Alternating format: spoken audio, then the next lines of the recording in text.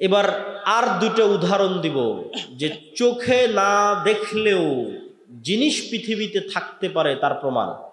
আমরা আমাদের বাসা বাড়ির আশেপাশে যত প্রাণী দেখি, যত সৃষ্টিজীব দেখি, এগুলো সব নিদর্শন। এগুলো এক একটা নিয়ে গবেষণা করলে আপনি নিদর্শন পেয়ে যাবেন। যেমন আমি চিন্তা করতেছিলাম একদিন যে কবরের জীবন কেমন হতে পারে। রুহের জীবন একরকম ছিল, রুহের জীবন থেকে ট্রান্সফার হয়ে পৃথিবীতে আসলাম, পৃথিবী থেকে ট্রান্সফার হয়ে কবরে যাব, কবরের জীবনটা কেমন হবে। কবর থেকে ট্রান্সফার হয়ে আবার পরকালে যাব, সেটা আর এক রকম।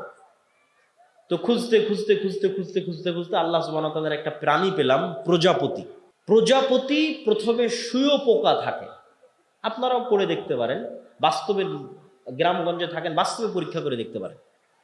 প্রথমে প্রজাপতি শুঁয়োপোকা থাকে এবং পোকা হিসেবে 1 মাস সে জীবনযাপন করে, বিভিন্ন গাছের পাতা খায়। 1 মাস জীবনযাপন, 1.5 মাস 2 মাস জীবনযাপন করার পর পোকাটা নিজেই মারা যায়। তার চারিপাশে খোলস তৈরি করে মারা যায়। চারিপাশে খোলস তৈরি করে মারা যাওয়ার পর ওই খোলসের মধ্যে পরিবর্তন বিবর্তন হতে থাকে, হতে হতে হতে হতে হতে হতে হতে আবার 1 মাস পর ওই পুরো খোলসটা পড়ে গিয়ে একটা জ্যান্ত তরতাজা প্রজাপতি হয়ে আকাশে উড়াল দেয়। তো মধ্যের 1 মাস এভাবে মৃত অবস্থায় থাকলো, তার আগের 1 মাস পোকা অবস্থায় থাকলো, আর শেষে প্রজাপতি হয়ে আকাশে উড়াল দিল। তো প্রজাপতির ক্ষেত্রে যদি এটা সত্য হয়, তো মানুষের ক্ষেত্রে হতে পারে না? অস্বাভাবিক কিছু না। তো আল্লাহর প্রত্যেকটা সৃষ্টিজীবের মধ্যে নিদর্শন আছে। তো আমি আপনার চেহারা যেভাবে দেখতেছি আর আপনি আমাকে যেভাবে দেখতেছেন, পৃথিবীর অন্য প্রাণীরা আমাদের এভাবে দেখে না। আপনি আমাকে যেভাবে সাদা কালো হিসেবে দেখতেছেন আর আমি আপনাকে যেভাবে সাদা কালো হিসেবে দেখতেছি, পৃথিবীর অন্য প্রাণীরা আমাদেরকে এভাবে দেখে না। তার একটা উদাহরণ দেখেন, জি এই দিকে মনোযোগ দেন। তার একটা উদাহরণ হচ্ছে কুকুর। কুকুরের ঘ্রাণ শক্তি মানুষের ঘ্রাণ শক্তির চাইতে 10,000 গুণ বেশি। 1 গুণ, 2 গুণ, 100 গুণ, 200 গুণ, 1000 গুণ, 10,000 গুণ বেশি ঘ্রাণ শক্তি কুকুরের মানুষের চাইতে। সম্মানিত উপস্থিতি, তো আপনার কুকুরকে আপনি মনে করছেন যে কুকুর আপনাকে দেখে ঘেউ ঘেউ করছে, তো মনে হয় আপনার চেহারা দেখে চিনে। জি না, আমি আপনার চেহারা দেখে চিনি যে আপনি মোটা পাতলা, এতটুকু লম্বা, আপনার মুখে দাঁড়িয়ে আছে, আপনি সাদা, আপনি কালো, এটা আমি চিনি। কেন? ওই পর্যন্ত আল্লাহ আমাকে দেখার শক্তি দিয়েছে। কুকুর ওইটা দেখে চিনে না, কেন? ওইভাবে ও দেখেই না, ওইভাবে দেখার ক্ষমতাই আল্লাহ তাকে দেয়নি। সে আপনাকে চিনে ঘ্রাণ দিয়ে, ঘ্রাণ ঘ্রাণ দিয়ে চিনে ফেলে। তো পৃথিবীতে এমনও লেভেলের ঘ্রাণ আছে, 10,000 গুণ সূক্ষ্ম লেভেলের ঘ্রাণ আছে। যেমন এই মাইকটাতে যদি আমি 1000 বার টানি, কোনো ঘ্রাণই আমার নাকে আসবে না। তাহলে আমি যদি বলি এই মাইকের কোনো ঘ্রাণ নাই, মিথ্যা কথা, যে মাইকের কোনো ঘ্রাণ নাই। আমার জামা যদি আমার নাকে 1000 বার টানে কোনো ঘ্রাণ না আসে, আমি যদি বলি জামার কোনো ঘ্রাণ নাই, মিথ্যা কথা। এই জামাটা কুকুরের নাকে দেন, এই জামার ঘ্রাণ আছে, ও নিতে পারবে, আমি নিতে পারতেছি। তো পৃথিবীতে 10,000 লেভেলের সূক্ষ্ম গুণের ঘ্রাণ আছে, বাস্তবে অস্তিত্বশীল। মানুষ বুঝতে পারে না যার ঘ্রাণ আছে কিনা। শুধু কি মানুষ বুঝতে পারে না, মানুষের তৈরি করা কোনো মেশিনও বুঝতে পারে না যার ঘ্রাণ আছে কিনা। মানে মানুষ কুকুরের লেভেলের ঘ্রাণ নিতে পারবে, এই লেভেলের কোনো মেশিন আবিষ্কার করতে পারেনি। তাহলে এখন মানুষ যদি বলে যে না এটার কোনো ঘ্রাণ নাই, কেন? মানুষ নিতে পারতেছে না, মানুষের যন্ত্র নিতে পারতেছে না, তা আল্লাহর সৃষ্টিজীব তো আছে, নিতে পারতেছে। এরকম আওয়াজের ক্ষেত্রে কি রে, কবরের আওয়াজ তো শুনতে পাই না। কবরের আওয়াজ শুনতে পাচ্ছেন না মানে কবরের আওয়াজ হচ্ছে না, কবরের আযাবের আওয়াজ হচ্ছে না। যেই লেভেলের সূক্ষ্ম আওয়াজ কবরের আযাবের আওয়াজ, ওটা শোনার সক্ষমতা পৃথিবীর কোনো মানুষের না থাকলেও, পৃথিবীর তৈরি করা কোনো যন্ত্রের না থাকলেও আল্লাহর সৃষ্টিজীবের আছে। আল্লাহর সৃষ্টিজীব শুনতে পায়, প্রভাব দেখতে পাবেন, শুনতে পাবেন। হাতির আওয়াজ শ্রবণের ক্ষমতা মানুষের চেয়ে কয়েক হাজার গুণ সূক্ষ্ম। ভূমিকম্প হওয়ার আগেই হাতি শুনতে পায় যে হ্যাঁ নিচে কম্পন শুরু হয়েছে, আওয়াজ শুনতে পায়। আপনি শুনতে পাবেন না সে আওয়াজ, তো শুনতে পাচ্ছেন না মানে নাই। আপনি যখন রিমোট অন করেন ওর মধ্যে থেকে আলো বের হয়ে এসিতে গিয়ে লাগে, তা আপনি তো চোখে দেখেন না যে কোত্থেকে আলো বের হলো কোথায় গিয়ে লাগে।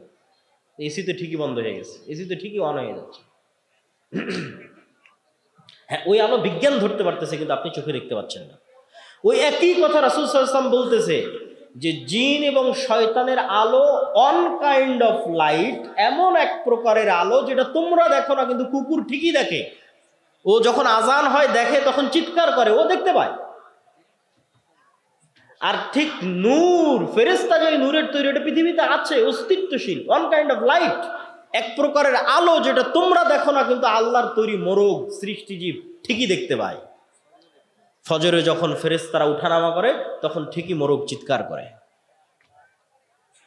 সম্মানিত উপস্থিতি, তো আমি প্রমাণ করছিলাম নূরের অস্তিত্ব পৃথিবীতে আছে। এবার দুই একটা হাদিস বলে আমার বক্তব্য শেষ করব। বদর এবং উহুদের যুদ্ধের দুই একটা ঘটনা। আব্দুর রহমান বিন আউফ রাদিয়াল্লাহু তাআলা আনহু বলছে, আল্লাহর নবী, আমার দুই পাশে সাদা পোশাকধারী দুই ব্যক্তি খুব ভয়ঙ্করভাবে যুদ্ধ করতেছিল, যাদেরকে আমি মদিনায় কোনোদিন দেখিনি। রাসূল সাল্লাল্লাহু আলাইহি ওয়াসাল্লাম বললেন, এরা দুইজন ছিল জিবরাইল আর মিকাইল। বলেন আল্লাহু আকবার। এক সাহাবী বলতেছে, রাসূল সাল্লাল্লাহু আলাইহি ওয়াসাল্লাম, আমি একজন মুশরিকের পিছনে ধাওয়া করলাম, তাকে আহত করার জন্য, আঘাত করার জন্য। আমার আঘাতের আগে সে উল্টে পড়ে আছে এবং তার ক্ষত স্থান থেকে রক্ত বের হচ্ছে। রাসূল সাল্লাল্লাহু আলাইহি ওয়াসাল্লাম বললেন, এটা তৃতীয় আসমান থেকে আসা ফেরেশতা ছিল। এগুলো ঘটনার অভাব নাই। উহুদের যুদ্ধে হানজালা রাদিয়াল্লাহু তাআলা আনহু মারা গেছে, সাহাবীরা বলছে তাকে গোসল দিতে হবে। আল্লাহর নবী বলছে তাকে ফেরেশতারা অলরেডি গোসল দিয়ে দিয়েছে। মুআজ রাদিয়াল্লাহু তাআলা আনহু, সাদ বিন মুআজ, তার জানাজা ৭০,০০০ ফেরেশতা অংশগ্রহণ করেছে, রাসূল সাল্লাল্লাহু আলাইহি ওয়াসাল্লাম বলছেন। জাবের রাদিয়াল্লাহু তাআলা আনহুকে রাসূল সাল্লাল্লাহু আলাইহি ওয়াসাল্লাম বলছেন, তোমার পিতার জানাজা ফেরেশতারা ছায়া দিয়ে আছে। এরকম একদিন মজলিসে, আমি শুধু সংক্ষেপে বলে যাচ্ছি, এরকম একদিন মজলিস রাসূল সাল্লাল্লাহু আলাইহি ওয়াসাল্লাম বসে আছে, একজন ব্যক্তি আসলো, কেউ তাকে চেনে না, অথচ মদিনা এখনো কত ছোট শহর, তখন মাত্র ৭০০-১০০০ মানুষের শহর, সবাই সবাইকে চেনে। আর বিমানের সফর নয়, কত দূরের সফর। বলছে ইসলাম কি, ইমান কি, হিসান কি, সব উত্তর দিয়ে যখন ফেরত চলে গেল, আল্লাহ নবী বলল, জানো কে এসেছিল? জিবরাইল এসেছিল। আজকে আমার ঘরে জিবরাইল আসেনি কেন? ঘরে ছবি আছে, ছবি সরাও, জিবরাইল আসবে। জিবরাইল আমাকে বারবার মেসওয়াক করতে বলছে কেন? মুখে গন্ধ আছে। বলছে তোমরা পেঁয়াজ রসুন খেয়ে মসজিদে আসিও না কেন? ফেরেশতাদের কষ্ট হয়। কতটা কানেক্টিং! ফেরেশতাদের অস্তিত্ব সাহাবীদের জীবনের সাথে, রাসূল সাল্লাল্লাহু আলাইহি ওয়াসাল্লামের জীবনের সাথে কতটা কানেক্টেড। আর আপনি এবার বুকে হাত দিয়ে জিজ্ঞেস করেন, আপনি বিশ্বাসই করেন না ফেরেশতা আছে? এমনি মুখে বলেছেন আল্লাহর উপর ঈমান আছে, ফেরেশতার উপর ঈমান আছে। এবার খালিদ বিন ওয়ালিদের ঈমানের লেভেল দেখেন, ওমর ইবনুল খাত্তাবের ঈমানের লেভেল দেখেন। ওরা তো স্বচক্ষে দেখছে যে যুদ্ধের মাঠে ফেরেশতা যুদ্ধ করতেছে, বদর, উহুদ, খন্দক, হুনাইন যুদ্ধ করতেছে ফেরেশতা। ফেরেশতার যুদ্ধের ধুলা উঠতেছে, ফেরেশতারা আসতে রাসূল সাল্লাল্লাহু আলাইহি ওয়াসাল্লামের সাথে কথা বলতেছে। কত ঘটনা নেবেন আপনি ফেরেশতা সাল্লাল্লাহু আলাইহি ওয়াসাল্লামের জীবনের, অসংখ্য, অগণিত। সম্মানিত উপস্থিতি, ফেরেশতা এবং শয়তানের অস্তিত্ব পরস্পর বিপরীত। আপনি ফেরেশতাদের সাথে বন্ধুত্ব করছেন না শয়তানের সাথে বন্ধুত্ব করছেন, আপনার উপর। আর আপনি যদি বলেন যে আমার ঈমান এত দুর্বল, তারপরও যদি কোনো উপায় থাকে ফেরেশতাদের অস্তিত্ব বুঝার, তা একটা উপায় আপনাকে দিয়ে যাই, আজকেই পরীক্ষা করতে পারেন যে এই পৃথিবীতে আল্লাহর ফেরেশতা আছে, এখানেও ফেরেশতারা বসে আছে। আপনার মায়ের অস্তিত্বের চাইতে সত্য যে আপনার সাথে ফেরেশতা আছে, আপনার পিতা এবং আপনার সন্তানের অস্তিত্বের চাইতে সত্য যে আপনার সাথে ফেরেশতা আছে, এখানেও বসে আছে এবং তারা থাকে। একটা এক্সপেরিমেন্ট, একটা পরীক্ষা। ঠিক যদি বিমানের টিকিট থাকে, ট্রেনের টিকিট থাকে, তখন যেমন নিয়ত থাকে যে বিমানের টিকিট ধরতে হবে, ট্রেন ধরতে হবে, সকালবেলা পরীক্ষা থাকলে যেমন নিয়ত থাকে, ওই লেভেলের একদিন নিয়ত করবেন যে কাল সকালে ফজরে আমাকে উঠতে হবে সালাতের জন্য। আর দুনিয়ার কোনো মানুষকে বলার দরকার নাই যে আমাকে ঘুম থেকে উঠে দিও, ফোনে অ্যালার্ম দেওয়ার দরকার নাই যে আমাকে ঘুম থেকে উঠে দিও। কেন বলবেন মানুষকে? কেন দিবেন ফোনে অ্যালার্ম? আল্লাহর ফেরেশতা তো পৃথিবীতে আছে। আমার কথা বুঝতে পারেননি মনে হয়? আপনি বিশ্বাস কেন করতে পারছেন না যে ফেরেশতা আছে? মানুষকে কেন বলা লাগবে? ফেরেশতারাই তো আছে আপনাকে জাগিয়ে দেওয়ার জন্য। রাসূল সাল্লাল্লাহু আলাইহি সাল্লাম বলতেছে, আপনি এইভাবে ঘুমালে আপনার মাথার পাশে একজন ফেরেশতা থাকবে ফজর পর্যন্ত, আপনার দায়িত্ব নিয়ে। সাথে মানুষকে কেন বলতে যাবেন? আপনি পরীক্ষা করেন। ফেরেশতা আপনাকে ফজরে ঘুম থেকে উঠিয়ে দেওয়ার জন্য যে কোনো রাস্তা অবলম্বন করতে পারে, সেটা যেভাবেই হোক। সেটা আপনার বাচ্চা কাদার মাধ্যমে হোক, সেটা ঝড়ের বাতাসের মাধ্যমে হোক, সেটা বিদ্যুৎ যাওয়ার মাধ্যমে হোক, সেটা মশা কামড়ের মাধ্যমে হোক, সেটা আপনার কানের মধ্যে ডাইরেক্ট আজানের আওয়াজ ঢুকিয়ে দেওয়ার মাধ্যমে হোক, আপনাকে জাগাবে। ফেরেশতারা পৃথিবীতে আছে, সবসময় বিচরমান। বিচলমান, কিন্তু আমাদের ঈমান বিল গায়েব নাই। মূসা আলাইহিস সালাতু ওয়াস সালামকে আল্লাহ এটাই শিখিয়েছে যে মূসা, যেই লাঠি দিয়ে তুমি গাছের পাতা পাড়তে, যেই লাঠি দিয়ে তুমি লাফ দিয়ে গর্ত পার হয়ে যেতে, তোমার ওই হাতের লাঠিকে আমি সাপ বানিয়ে দিলাম, যাও। যাতে তুমি শিখো যে দুনিয়ায় মানুষ যা দেখে এগুলোই সব নয়, এরও ঊর্ধ্বে মহাশক্তিমান আল্লাহ আছে, তার উপর ভরসা রাখতে হবে। এটা যাতে মূসা শিখে। কেননা মূসার লড়াই হবে পৃথিবীর সবচেয়ে শক্তিশালী বাদশাহ ফেরাউনের সাথে, অত্যাচারী বাদশাহ ফেরাউনের সাথে। দুনিয়াবি লজিকে এই লড়াই বিজয় অর্জন অসম্ভব। যদি কেউ, মূসা আলাইহিস সালাম যদি ন্যূনতম চেষ্টা করতেন আমি দুনিয়াবি মাধ্যমে ফেরাউনের সাথে বিজয় অর্জন করতে যাব, তাহলে ওই যে মন্দির পাহারা দেওয়ার মতো কম্প্রোমাইজ করতে হতো। কোনো রাস্তা ছিল না মূসা আলাইহিস সালামের সামনে। কিন্তু উনি জানতেন আল্লাহর শক্তি সম্পর্কে, আল্লাহর ক্ষমতা সম্পর্কে, ফলত কোনো প্রকার কম্প্রোমাইজ ছাড়া উনি বিজয় অর্জন করেছেন। তো ঈমান বিল গায়েব যেই দিন মুসলমানদের মজবুত হয়ে যাবে, মুসলমানদের বিজয় সুনিশ্চিত। কেননা শক্তি ক্ষমতা ফেরাউনের তুলনায় মূসার যত দুর্বল ছিল, আজকের মুসলমানদের অত দুর্বল নয়। আর শক্তি ক্ষমতা আবু বকর, ওমর, উসমানের, পারস্য রোমানের তুলনায় যত দুর্বল ছিল, আজকের মুসলমানদের অত দুর্বল নয়। দুর্বল কিসে? ঈমানই নাই আল্লাহর উপর, আল্লাহর শক্তির উপর, এটাই দুর্বল। তা আল্লাহর উপর বিশ্বাস অর্জন করতে হবে, ফেরেশতাদের উপর বিশ্বাস অর্জন করতে হবে। তাহলে বাংলাদেশের ক্ষমতায় যাওয়ার একমাত্র দুনিয়াবি মাধ্যম হচ্ছে ভোট। একমাত্র দুনিয়াবি মাধ্যম হচ্ছে ভোট। তো আমি যদি ঈমান বিল গায়েব আমার না থাকে, দুর্বল আল্লাহর শক্তি এবং ক্ষমতা সম্পর্কে, পৃথিবীতে ফেরেশতাদের অস্তিত্ব সম্পর্কে, দুনিয়ার মূল্যহীনতা সম্পর্কে, পরকালের বাস্তবতা সম্পর্কে আমার যদি ইয়াকিন না থাকে, তাহলে মানুষের এই ভোট নেওয়ার জন্য যদি আমাকে মন্দিরও পাহারা দেওয়া লাগে তাও দিব, মূর্তিতে যদি সিজদা করা লাগে তাও করব। কেন? আমার পরিপূর্ণ ভরসা আমি করে ফেলেছি দুনিয়াবি মাধ্যমের উপর। আমার ঈমান বিল গায়েব নাই, দুর্বল হয়ে গেছে। আমরা চাই যে যেহেতু আজকে এখানে বিদেশি মেহমান উপস্থিত হবে, সেহেতু কোনো মানুষ আপনারা দাঁড়িয়ে থাকবেন না। আমি বক্তব্য শেষ করতে করতে সকল মানুষকে বসাতে চাই, মানে আমিও স্বেচ্ছাসেবক। বক্তব্য দিব এই জন্য নয়, আপনাদের বসাবো এই জন্য বক্তব্য দিচ্ছি। তাহলে আমি বক্তব্য দিয়ে শেষ করতে করতে 9:40-50 যখন মেহমান আসবে, তার আগে এই মাঠে কাউকে দাঁড়িয়ে থাকা যাবে না। তা আপনারা আমাকেও সহযোগিতা করেন, স্বেচ্ছাসেবক ভাইয়েরও দায়িত্ব পালন করেন। আউড় বিছিয়ে দেন, কাপড় বিছিয়ে দেন, আপনারাও নিজ উদ্যোগে বিছিয়ে নেন এবং বসে পড়তে থাকেন। মূসা আলাইহিস সালাতু ওয়াস সালাম ফেরাউনের সামনে দুনিয়াবি শক্তির দিক থেকে যত দুর্বল ছিলেন, আজকের গাজার মানুষ ইসরায়েলের শক্তির সামনে দুনিয়াবি দিক থেকে অত দুর্বল নয়। যদি আমি বুঝাতে না পারি তাহলে আমার ব্যর্থতা, আর কেউ যদি কোরআন পড়ে বুঝতে না পারে তাহলে তার ব্যর্থতা, কোরআন না বুঝার ব্যর্থতা। আবারও কল্পনা করেন, আজকের গাজার মানুষের দুনিয়াবি শক্তি আর ইসরায়েলের আজকের দুনিয়াবি শক্তি, দুটার মোকাবেলায় গাজার মানুষ যত দুর্বল, যত অসহায়। আজ থেকে 3000-4000 বছর আগে মূসা আলাইহিস সালাম এবং বানু ইসরাইল ফেরাউনের দুনিয়াবি শক্তির সামনে দুনিয়াবি দিক থেকে তার চেয়ে বেশি অসহায় ছিলেন। আর আজ এটা শুধু গাজার মানুষের কথা বললাম, আর পুরো মুসলিম বিশ্বের কথা যদি বলি তাহলে আর মূসা আলাইহিস সালামের উদাহরণ দিব না। পুরো মুসলিম বিশ্বের কথা বললে কাদের উদাহরণ দিব?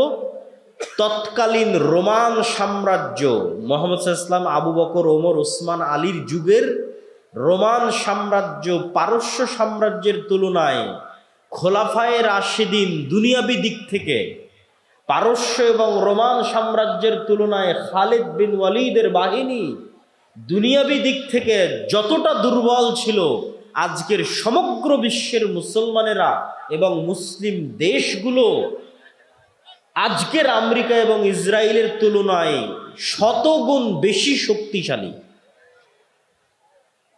আবারও বুঝেন, আমি এবার মূসা আলাইহিস সালাম আর ফেরাউনের উদাহরণ ছেড়ে দিয়েছি।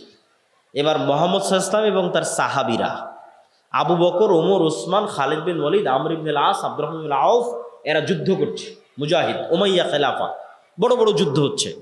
তো ওদের দুনিয়াবী শক্তি আর রোমান এবং পারস্যদের দুনিয়াবী শক্তির যে তুলনা, ওই তুলনায় ওই যুগের মুসলমানদের দুনিয়াবী শক্তি ওই যুগের পারস্য এবং রোমানদের চাইতে যতটুকু ছিল, আজকের মুসলমানদের দুনিয়াবী শক্তি ওই যুগের মুসলমানদের তুলনায় শতগুণ বেশি। আপনারা কি আমার কথা বুঝছেন না বুঝতেছেন না?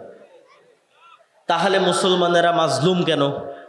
আর তখন কম শক্তি নিয়ে বিজয়ী কেন? পার্থক্য কোথায়? যে আবু বকর, ওমর, ওসমান, খালিদ বিন ওয়ালিদ তাদের যুগে কম শক্তি নিয়ে, আজকের তুলনায় কম শক্তি নিয়ে বিজয়ী, আর আজকে আমরা বেশি শক্তি থাকার পরেও মাজলুম, পরাজিত। কেননা আজকের মুসলমানদের ঈমান বিল গায়েব নাই, অদৃশ্যের শক্তির উপর মজবুত বিশ্বাস নাই। আর যদি বলি খালিদ বিন ওয়ালিদ, আমর ইবনে আল-আস, যারা জেরুজালেম বিজয় করেছিল, তাদের অদৃশ্য শক্তির প্রতি কেমন বিশ্বাস ছিল? তাহলে দুই একটা উদাহরণ দেখেন। আয়েশা রাদিয়াল্লাহু তাআলা আনহা বলছেন, রাসূলুল্লাহ সাল্লাল্লাহু আলাইহি ওয়াসাল্লাম খন্দকের যুদ্ধ শেষ করে এসে তরবারি রেখে গোসল করেছেন। জিব্রাইল আলাইহিস সালাতু ওয়াস সালাম এসে মুহাম্মদ সাল্লাল্লাহু আলাইহি ওয়াসাল্লামকে বলছে, ওয়াজাআতাস সিলাহ, আপনি আপনার অস্ত্র রেখে দিয়েছেন, আমরা তো অস্ত্র রাখিনি। কেউ দেখেছেন? মৃত ব্যক্তিকে জীবিত হতে দেখেছেন? এটা গায়েব। তো আজ থেকে 100 বছর আগের মানুষকে যদি বলতেন যে আমি এখানে কথা বলবো, সাথে সাথে ইংল্যান্ডে বসে শোনা যাবে, তখন গায়েব ছিল না? ছিল না? গায়েব। যে আমি বাংলাদেশে বসে কথা বলবো আর এইগুলোর মাধ্যমে ইংল্যান্ডে বসে সাথে সাথে শুনবে, গায়েব। তো আজ থেকে 1400 বছর আগে রাসূল সাল্লাল্লাহু আলাইহি ওয়াসাল্লাম বলছেন যে আপনি কথা বলছেন, আল্লাহ সাথে সাথে শুনতেছে। তো মানুষ যদি মানুষের টেকনোলজি ব্যবহার করে আমার কথা সাথে সাথে শুনতে পারে আমেরিকা এবং ইংল্যান্ডে বসে, তো আমার এখনকার কথা মানুষ শুনতেছে, আল্লাহ শুনতেছে না? আমার এখনকার কথা আমেরিকা ইংল্যান্ডে বসা মানুষ সাথে সাথে শুনতেছে, আল্লাহ শুনতেছেন না। তা আমি তো মনে করি সায়েন্স অ্যান্ড টেকনোলজি গায়েবের পর্দা সরিয়ে দিচ্ছে, ঈমান ইয়াকিনের লেভেলে চলে আসার পর্যায়ে আছে। হয়তো আমরা ওইভাবে চিন্তা করতেছি না। আজকে যেই সভ্যতার ওপর দাঁড়িয়ে আছে আধুনিক সভ্যতা, লাইট, ওয়েভ, তরঙ্গ, যেটার মাধ্যমে এগুলো সব চলতেছে, কম্পিউটার বলেন, ইন্টারনেট বলেন, রিমোট বলেন, ওই ওয়েভ, তরঙ্গ, সব কিছু এইটার উপর পুরো বিশ্ব দাঁড়িয়ে আছে।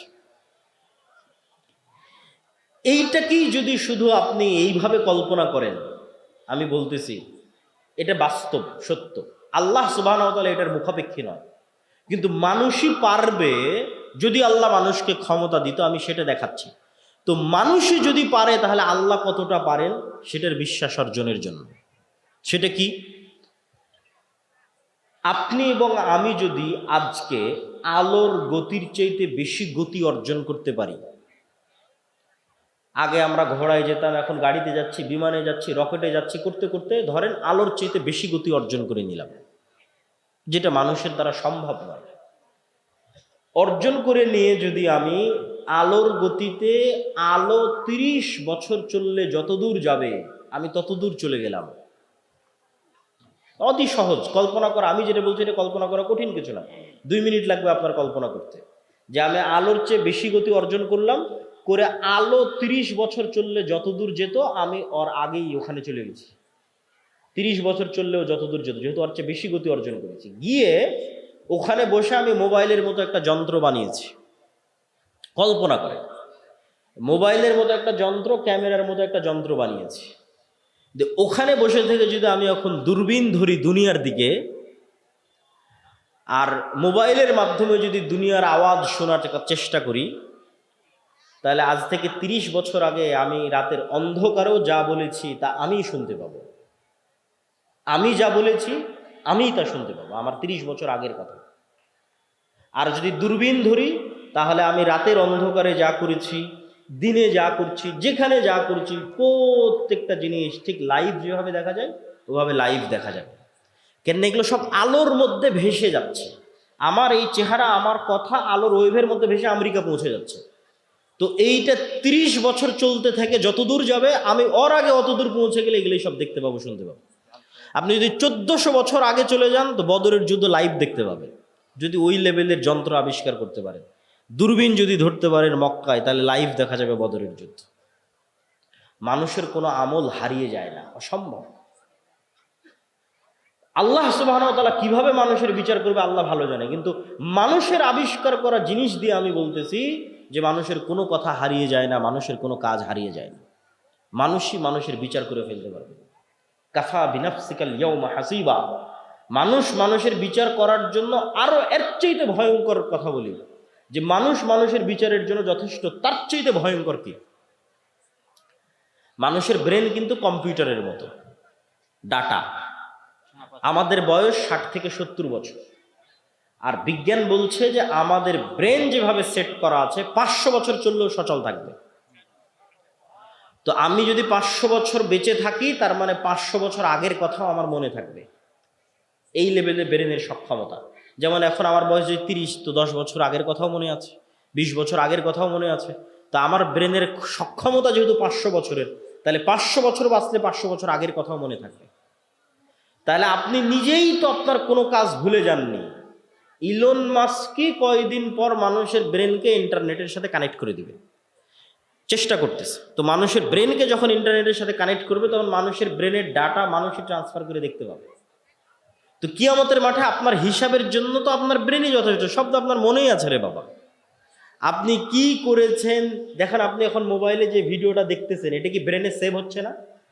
এটা তো ব্রেনে সেভ হচ্ছে। তো কাফা বিনাফসিকাল ইয়াউমা হাসিবা, আপনার ব্রেন সাক্ষী দিবে।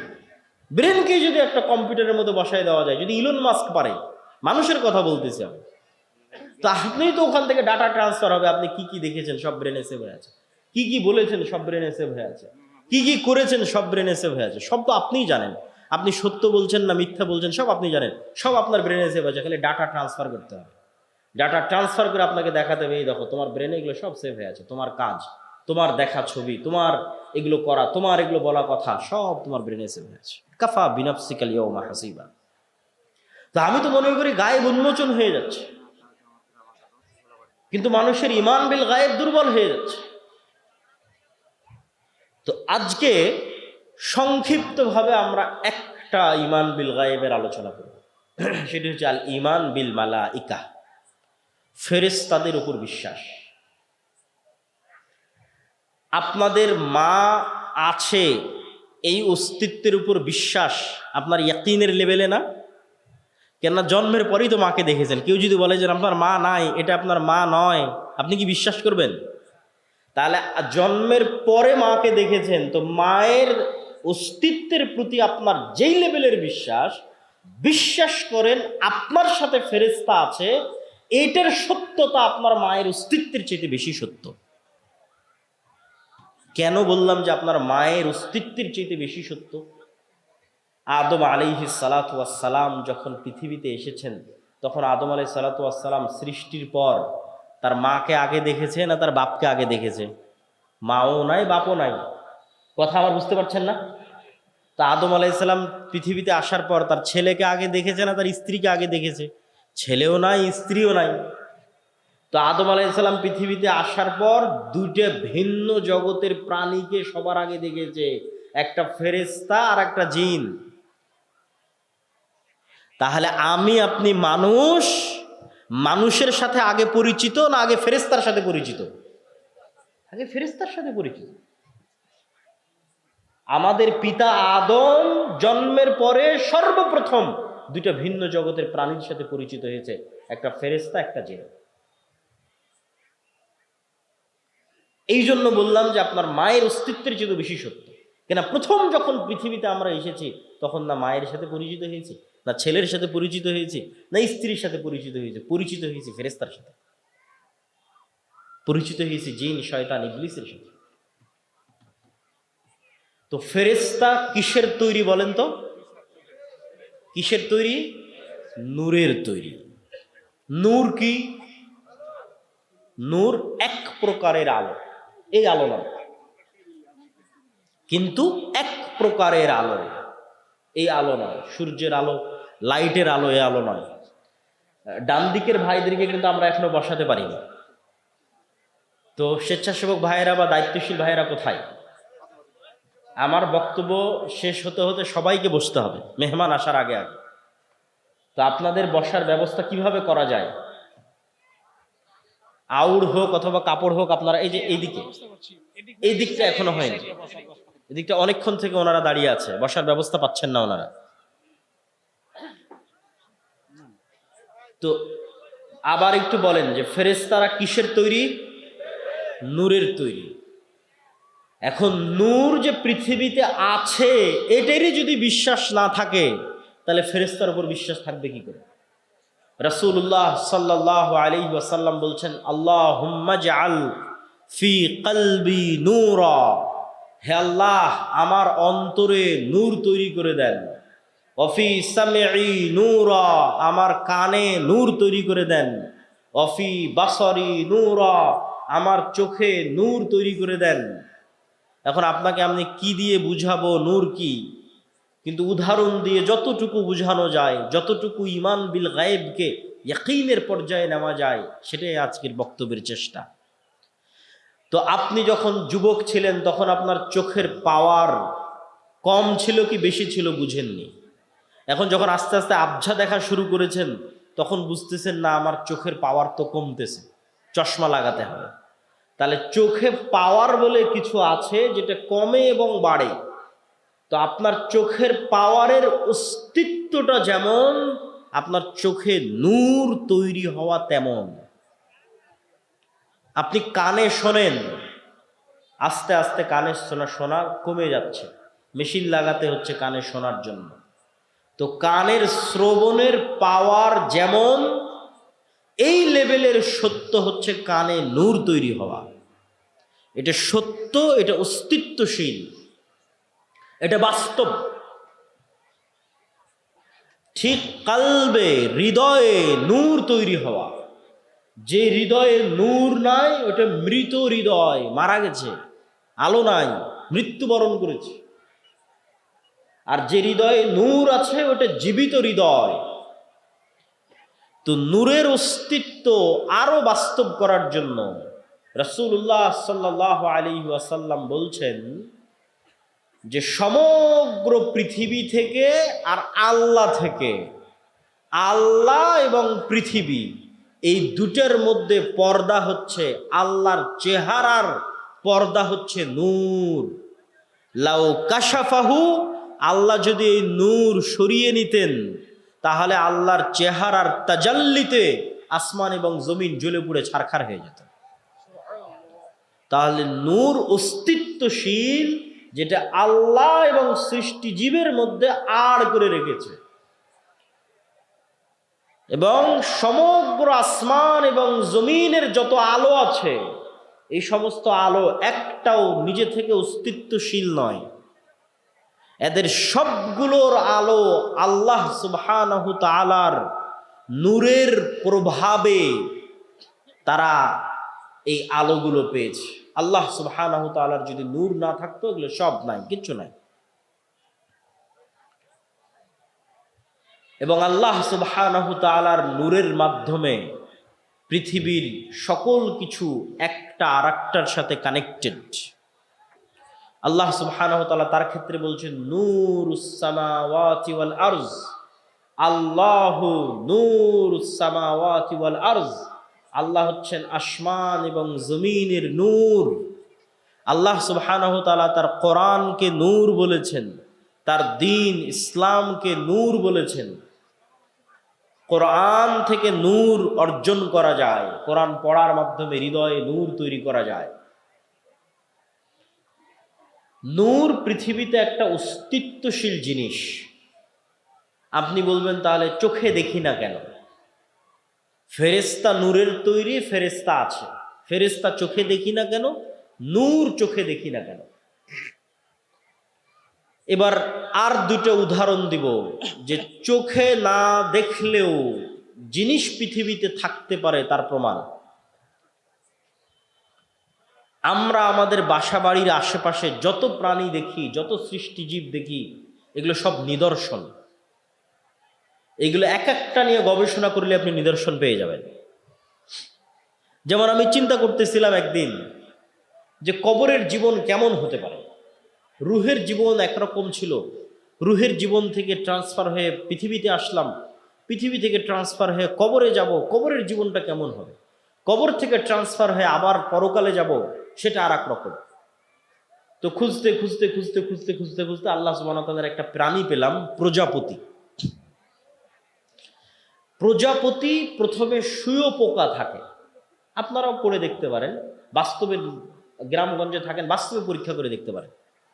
প্রথমে প্রজাপতি শুঁয়োপোকা থাকে এবং পোকা হিসেবে 1 মাস সে জীবনযাপন করে, বিভিন্ন গাছের পাতা খায়। 1 মাস জীবনযাপন, 1.5 মাস 2 মাস জীবনযাপন করার পর পোকাটা নিজেই মারা যায়। তার চারিপাশে খোলস তৈরি করে মারা যায়। চারিপাশে খোলস তৈরি করে মারা যাওয়ার পর ওই খোলসের মধ্যে পরিবর্তন বিবর্তন হতে থাকে, হতে হতে হতে হতে হতে হতে হতে আবার 1 মাস পর ওই পুরো খোলসটা পড়ে গিয়ে একটা জ্যান্ত তরতাজা প্রজাপতি হয়ে আকাশে উড়াল দেয়।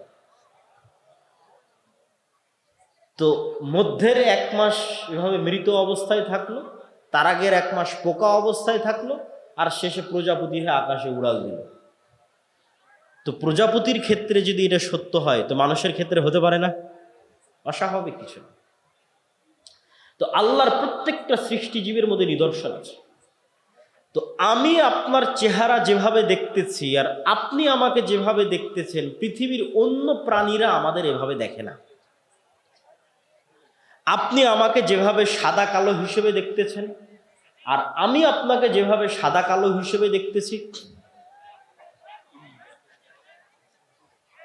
পৃথিবীর অন্য প্রাণীরা আমাদেরকে এভাবে দেখে না। তার একটা উদাহরণ দেখেন, জি এই দিকে মনোযোগ দেন। তার একটা উদাহরণ হচ্ছে কুকুর। কুকুরের ঘ্রাণ শক্তি মানুষের ঘ্রাণ শক্তির চাইতে 10,000 গুণ বেশি। 1 গুণ, 2 গুণ, 100 গুণ, 200 গুণ, 1000 গুণ, 10,000 গুণ বেশি ঘ্রাণ শক্তি কুকুরের মানুষের চাইতে। একটু সামনে ওনাকে বসতে দিতে হবে।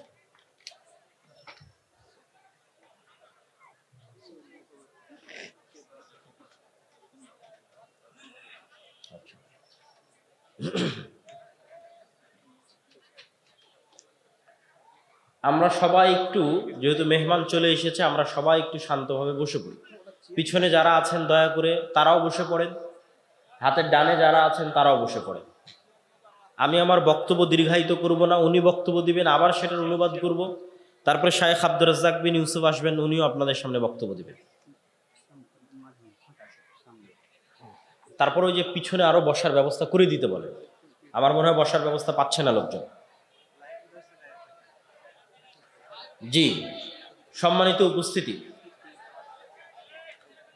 ভাই সমস্যা নাই, ওরা বসে যাবে। ভাই ক্যামেরাম্যান যারা আছেন আপনারা বারবার না উঠে একবারই সেট আপ করে বসে পড়েন, আপনারা লোকজনকে ডিস্টার্ব দিয়েন না। সম্মানিত উপস্থিতি, তো আপনার কুকুরকে আপনি মনে করছেন যে কুকুর আপনাকে দেখে ঘেউ ঘেউ করছে, তো মনে হয় আপনার চেহারা দেখে চিনে।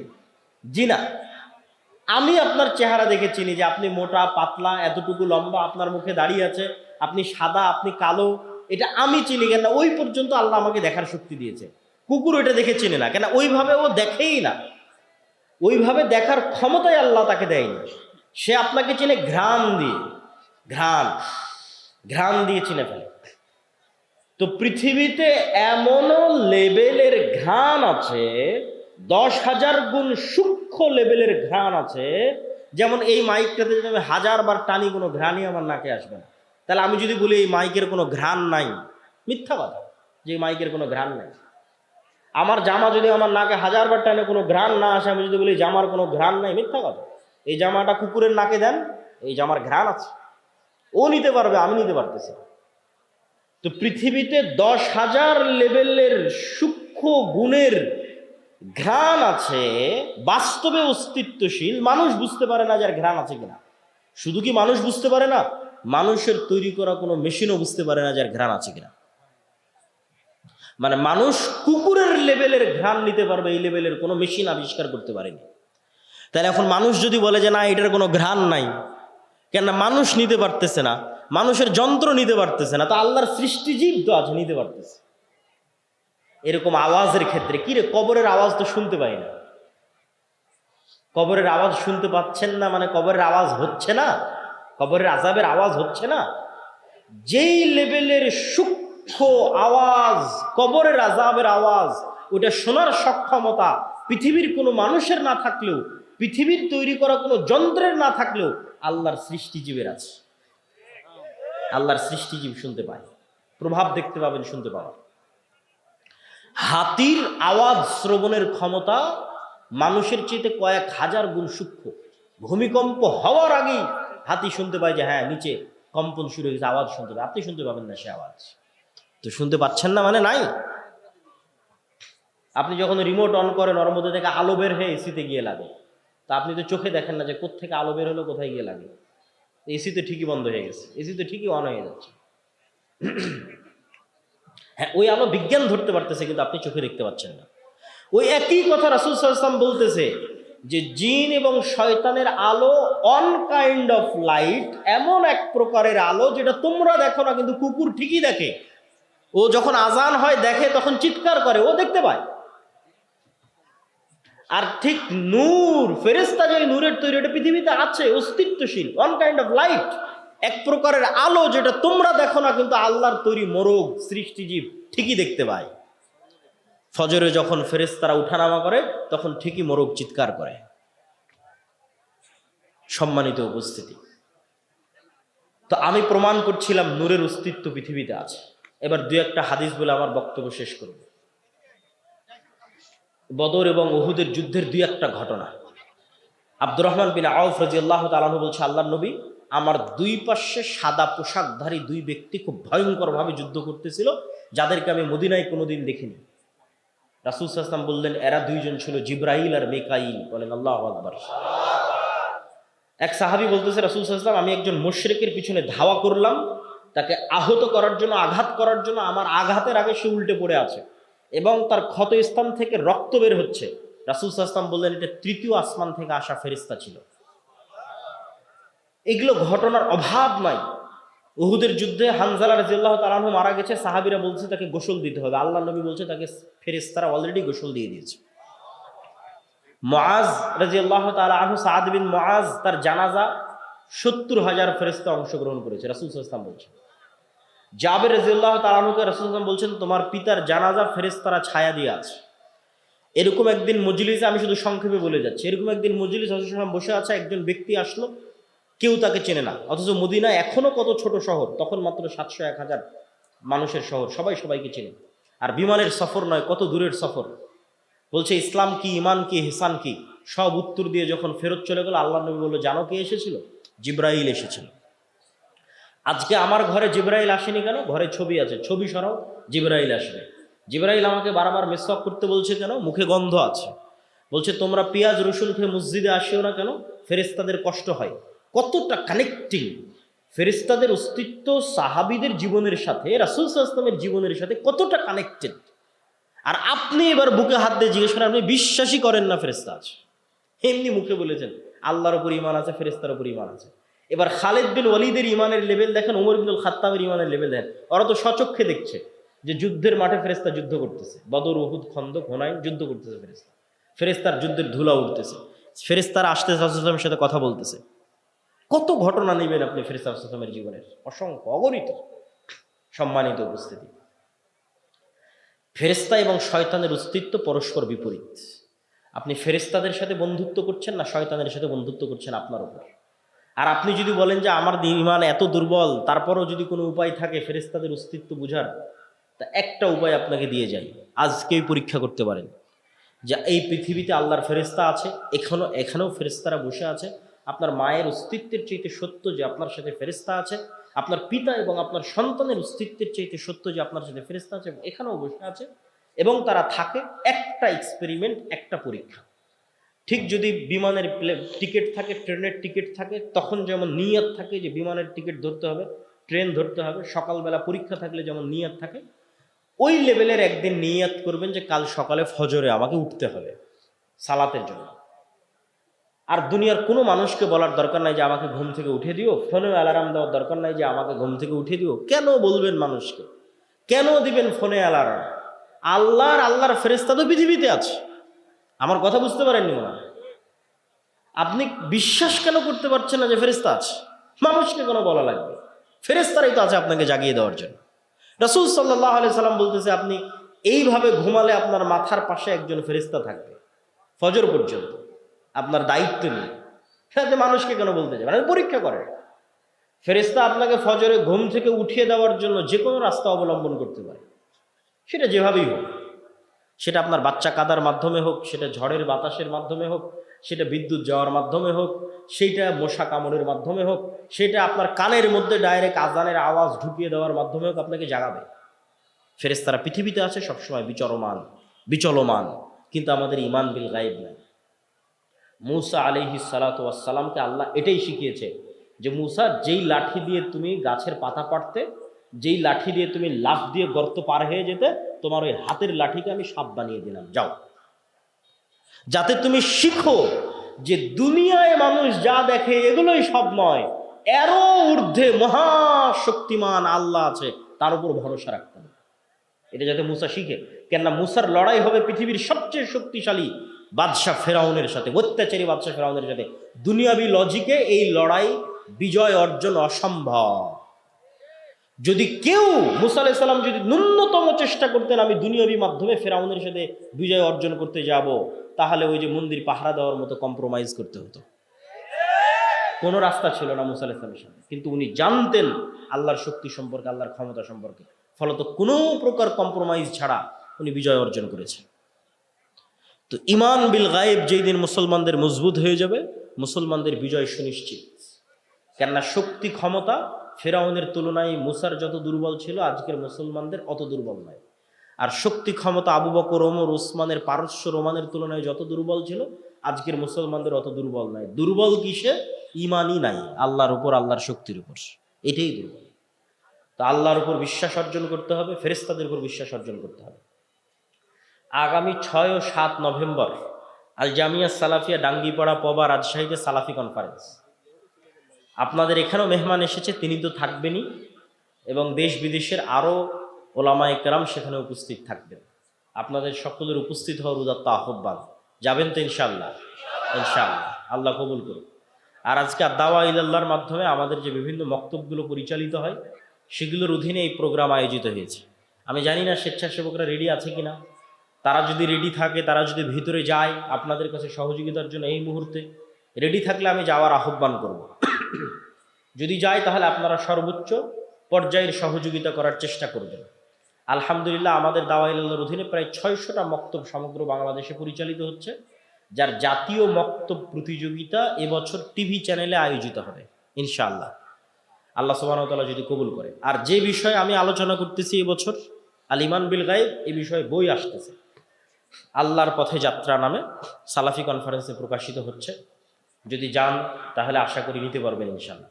দলিল তো বিস্তারিত এখানে অত বলতে পারলাম না, সব ওখানে পয়েন্ট বাই পয়েন্ট বিভিন্ন দলিল দেওয়া আছে। কেন আমার অবজারভেশন হচ্ছে মুসলমানদের ঈমান বিল গায়েবই নাই। ঈমানই নাই তো কি করবে? কম্প্রোমাইজ করা ছাড়া আর কোনো রাস্তা নাই। আর যদি ঈমান থাকে, কম্প্রোমাইজ করা লাগবে না, বাংলাদেশের ক্ষমতা লাগবে না, কোরআনে সারা পৃথিবীর ক্ষমতা অর্জনের রাস্তা বলে দেওয়া আছে। কিসের বাংলাদেশ? কারো যদি ঈমান বিল গায়েব অর্জন হয়ে যায়, তো সারা পৃথিবীর ক্ষমতা অর্জন করতে পারে।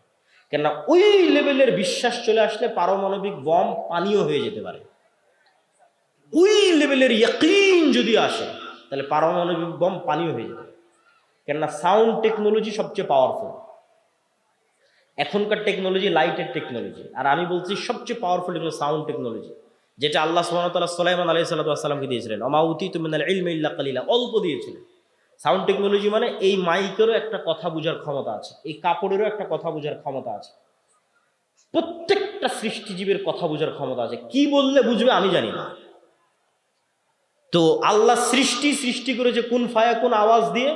ইসরাফিল যখন বাঁশিতে ফুৎকার করবে আওয়াজে ধ্বংস হয়ে যাবে, মানে ওই আওয়াজ আসমান বুঝে যে কোন আওয়াজে তাকে ধ্বংস হতে হবে। এই সোফা ওই আওয়াজ বুঝে, যে আওয়াজ বুঝলে ফেটে বিচূর্ণ হয়ে যাবে, ধ্বংস হয়ে যাবে।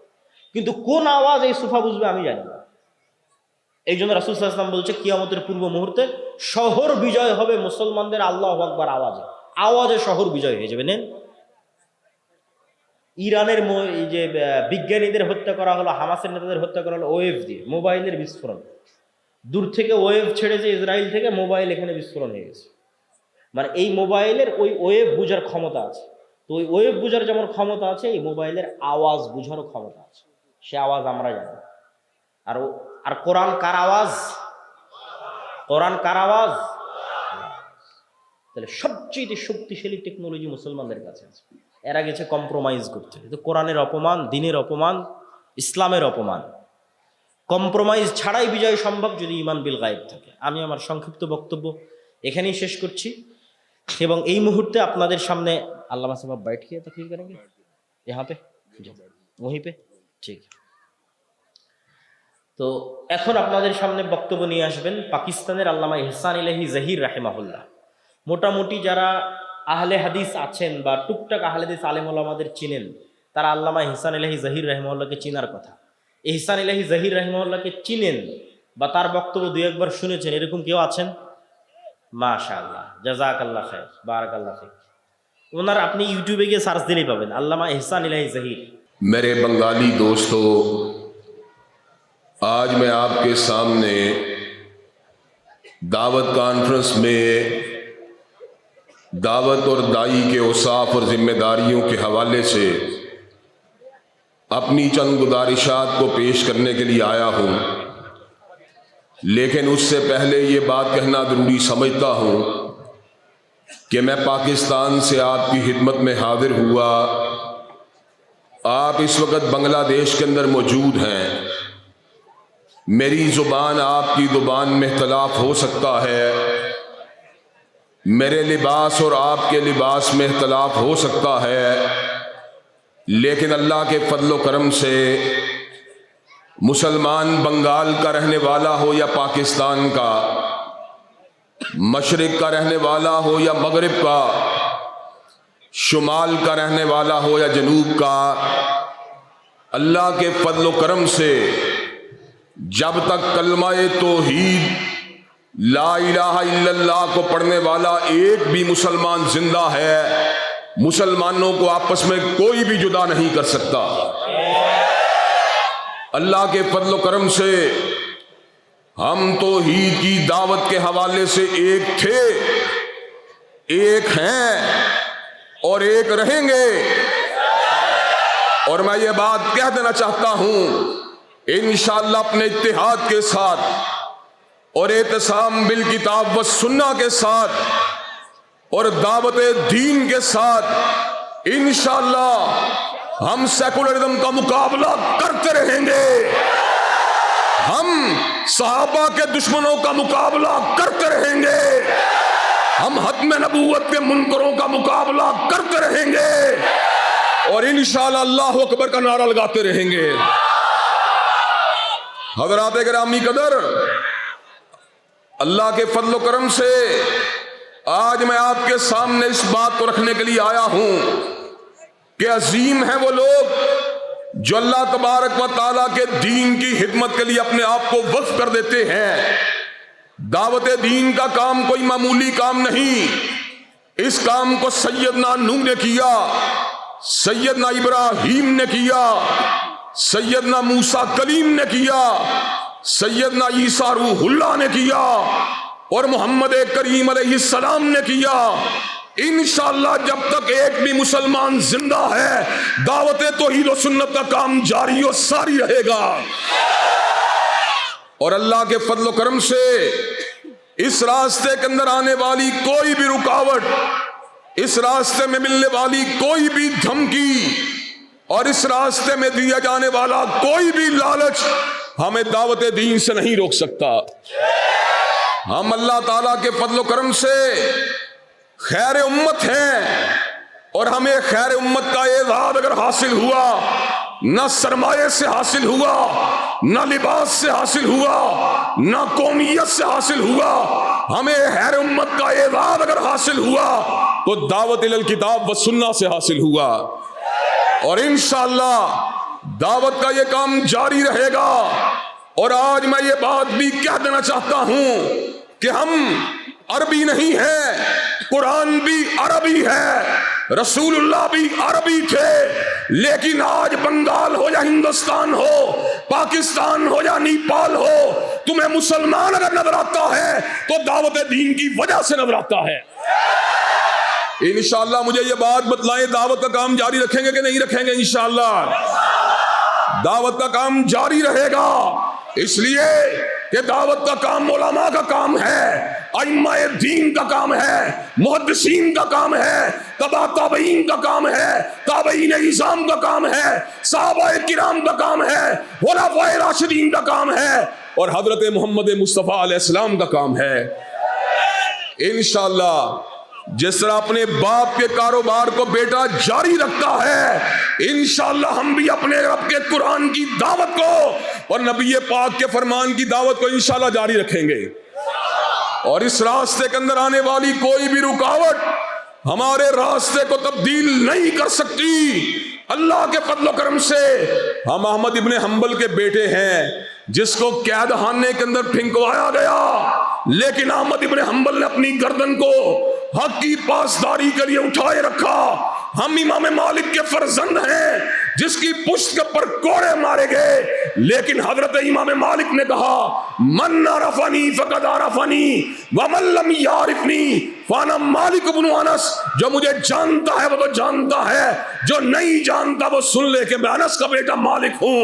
हम इब्ने तैमिया के फर्जंद हैं, जिसे कैद खाने के अंदर जिसे जाना गवारा कर लिया, लेकिन दावत किताब और सुन्नत को छोड़ना गवारा नहीं किया। हम अल्लाह के फजल करम से इब्ने कय्यम के फर्जंद हैं, जिसने आला कलिमतुल्लाह के परचम को उठा दिया। हम अल्लाह के फजल करम से सैयद नदीर हुसैन मुअद्दद देलवी के फर्जंद हैं, जिसने दिल्ली के बाजारों के अंदर पत्थरों को खा लिया, लेकिन काल अल्लाह व काल रसूल की दावत से हटना गवारा नहीं किया। बंगाल के अंदर, बिहार के अंदर, पटना के अंदर, दीगर मुकामात के ऊपर, सादतपुर के अंदर उलमाए अहले सुन्नत को और उलमाए अहले हदीस को फांसी के फंदों पर लटका दिया गया, लेकिन उलमाए अहले हदीस ने अल्लाह के फजल करम से हर कुर्बानी को देना गवारा कर लिया, लेकिन दावत दीन को छोड़ना गवारा नहीं किया। हज़रात गिरामी कदर, मुझे ये बात बतलाओ, क्या तुम बर्रे सगीर के उलमाए अहले सुन्नत और उलमाए अहले हदीस और बंगाल के उलमाए अहले सुन्नत और उलमाए अहले हदीस के पैगाम को आगे पहुंचाने के लिए तैयार हो? इंशाअल्लाह उनके मिशन को जारी रखने के लिए तैयार हो? इंशाअल्लाह। हज़रात गिरामी कदर, अल्लाह तबारक व तआला के फजल करम से आज मैं आपके सामने इस बात को रखने के लिए आया हूं कि दाई के ऊपर बड़ी भारी जिम्मेदारियां आयद होती हैं। दावत का काम नबियों का काम है, इसलिए दावत का काम जो भी करता है उसको मुसीबतों को सहना पड़ता है। कभी उसको काल कोठरियों में जेलों की धकेल दिया जाता है, कभी उसके हाथ में हथकड़ी को लगा दिया जाता है, कभी उसके पैरों में भेड़ियों को डाल दिया जाता है, कभी उसको हिजरत के ऊपर मजबूर कर दिया जाता है, कभी उसकी जायदाद को जब्त कर दिया जाता है, कभी उसको शहीद कर दिया जाता है। लेकिन जो हक का अलंबरदार होता है, जो हक का दाई होता है, वो कटना गवारा कर लेता है, मगर गैरुल्लाह के सामने झुकना गवारा नहीं करता। हज़रात गिरामी कदर, दावत का काम मुसीबत को अपनी तरफ बुलाने वाला काम है, लेकिन दाई जो होता है उसकी निगाह दुनिया से मिलने वाली तकालीफ के ऊपर नहीं होती, बल्कि उसकी निगाह अगर होती है जन्नत के महल्लात पे होती है, हूरों की रिफाकत पे होती है, गिलमान की खिदमत पे होती है, हरीर और दीपा के लिबास पे होती है। इंशाअल्लाह दुनिया में दावत दे के छोड़ेंगे और इंशाअल्लाह जन्नत में इंशाअल्लाह जाके छोड़ेंगे इंशाअल्लाह। हज़रात गिरामी कदर, मैं दूसरी बात यह भी बतला देना चाहता हूं جہاں پہ دعوت کا کام جو ہے ابتلاؤں کو آواز دینے والا کام ہے، وہاں پر دعوت کا کام جو ہے اس کے بدلے لالچ کو بھی تش کرنا پڑتا ہے، اس کے بدلے کاروباروں کی بھی قربانیاں دینی پڑتی ہیں، اس کے لیے کئی مرتبہ اپنے بیوی بچوں کو چھوڑ کے اپنے گھروں سے لمبے سفر کرنے پڑتے ہیں، اس لیے کہ یہ مشن وہ ہے جس کا اجر فقط اللہ رب العالمین کے پاس ہے۔ سورۃ الشعراء میں سیدنا نوح نے اس امر کا اعلان فرما دیا، ان اجریہ الا علی رب العالمین۔ سیدنا ہود نے اس امر کا اعلان فرما دیا، ان اجریہ الا علی رب العالمین۔ سیدنا صالح نے بھی سمر کا اعلان فرما دیا، سیدنا شعیب نے بھی سمر کا اعلان فرما دیا، سیدنا لوط نے بھی سمر کا اعلان فرما دیا۔ انشاءاللہ ہم بھی دعوت کا کام بغیر لالچ کے کرتے رہیں گے، اور انشاءاللہ رب سے اجر کو انشاءاللہ سمیٹ کے چھوڑیں گے انشاءاللہ۔ اللہ کے فضل و کرم سے اللہ نے کلام حمید میں اس امر کا اعلان فرما دیا، اپنے نبی کے پر اس وحی کا نزول فرما دیا، قل لا اسألکم علیہ اجرا۔ اللہ تبارک و تعالیٰ کے نبی اس بات کا اعلان فرماتے ہیں، میں تم سے اس دعوت کے بدلے کسی اجر کا طلبگار نہیں ہوں، اس لیے کہ میرا اجر اللہ رب العالمین کے پاس ہے۔ دائی کا دوسرا کام کیا ہوتا ہے؟ جس بات کی دعوت دیتا ہے اس کو اس کے پر خود بھی عمل کرنا چاہیے۔ یا ایھا الذین آمنوا لما تقولون ما لا تفعلون کبر مقتا عند اللہ ان تقولوا ما لا تفعلون۔ جو کتاب و سنت کا دائی ہوتا ہے جب وہ نماز کی دعوت دیتا ہے اس کو خود بھی نمازی ہونا چاہیے، جب وہ روزے کی دعوت دیتا ہے اس کو خود بھی روزوں کو رکھنے والا ہونا چاہیے، جب وہ داڑھی کی دعوت دیتا ہے اس کو خود بھی داڑھی کو رکھنا چاہیے، جب وہ پردے کی دعوت دیتا ہے اس کو اپنی بیوی بیٹی کو بھی پردہ کروانا چاہیے۔ جو دائی اپنے بچوں کو اور اپنے گھر والوں کو اپنی ذات کے اوپر دین کو نافذ نہیں کرتا، اللہ نے قرآن مجید میں یہودی علماء کی مثال دی۔ کس کے ساتھ مثال دی؟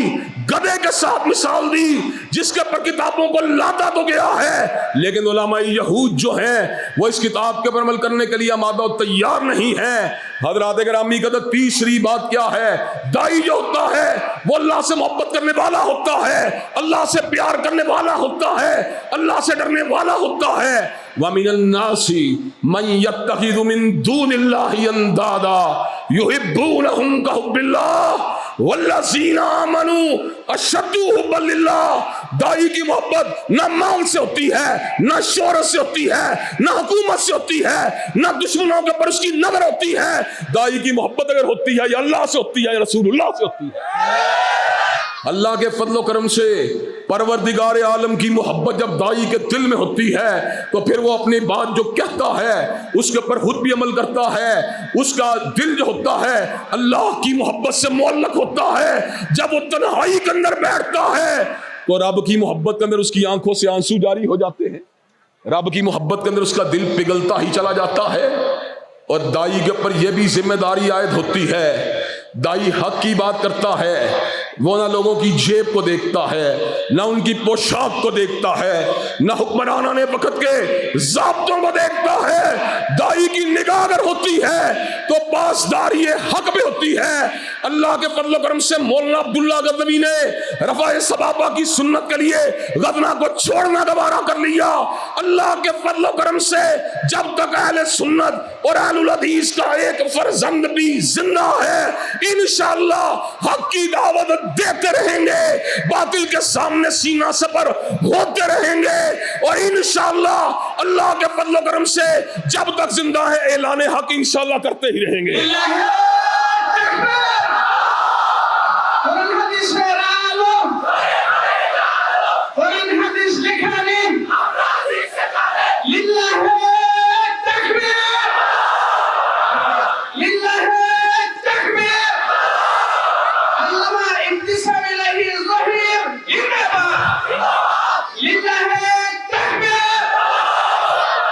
حضرات گرامی قدر، اور دائی کے اوپر یہ بھی ذمہ داری عائد ہوتی ہے، دائی دکھلاوے کے لیے کام نہیں کرتا، وہ دکھلاوے کے لیے ریاکاری کے لیے کام نہیں کرتا، जो रियाकारी के लिए नमाजें पढ़ता है उसकी नमाज को पलटा दिया जाएगा, जो रियाकारी के लिए इल्म को हासिल करता है उसके इल्म को पलटा दिया जाएगा, जो रियाकारी के लिए जिहाद करता है उसके जिहाद को मुसरत कर दिया जाएगा, जो रियाकारी के लिए सहावत करता है उसकी सहावत को पलटा दिया जाएगा, अमल उसका कबूल किया जाएगा।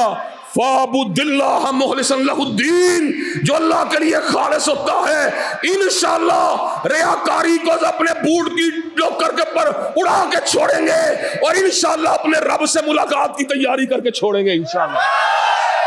हज़रात गिरामी कदर, जो दाई होता है वो हक और बातिल की आमेज़श कभी नहीं करता, इसलिए कि जहां वो पूरी हक बात को बयान करता है वहां पर मसलहत की कोई जंजीर उसके रास्ते के अंदर रुकावट नहीं बन सकती।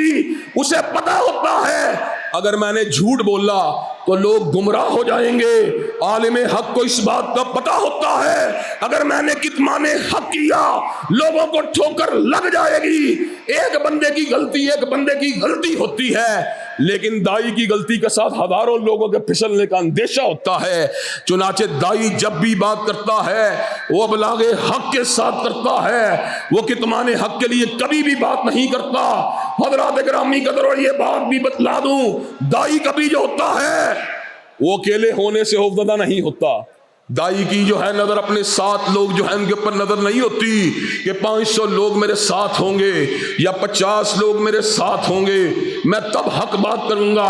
दाई जो होता है वो अकेला भी राय का राई होता है।